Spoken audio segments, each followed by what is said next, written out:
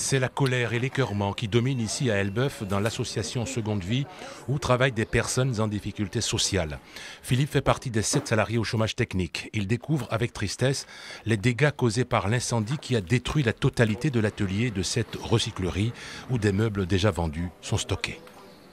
On essaye d'aider les gens et quand on voit ça, c'est désastreux. Quels sont les dégâts ?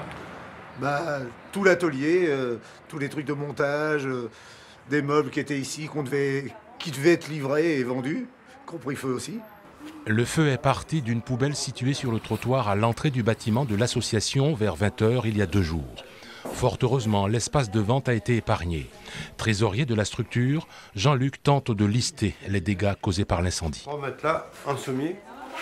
Pour l'instant, je ne peux pas vous le chiffrer. Pour l'instant, ce qu'on sait, c'est qu'on a quand même une perte d'exploitation qui doit représenter 750 € par jour à peu près.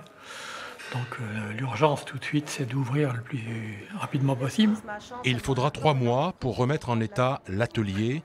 L'association a besoin d'aide financière. Elle a lancé sur Internet un appel aux dons.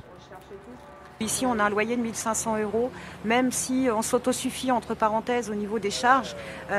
S'il n'y a pas de rentrée d'argent au niveau des ventes, on ne pourra pas tenir. Les salaires sont garantis ce mois-là sans mise au chômage technique, mais pour les gars, c'est pareil, c'est la valorisation de leur travail, c'est donnant-donnant. Et ils sont là d'ailleurs sur le terrain et continuent à se battre avec nous. Selon la police, la piste criminelle n'est pas écartée. Une plainte a été déposée. Une enquête est ouverte pour déterminer les causes de l'incendie.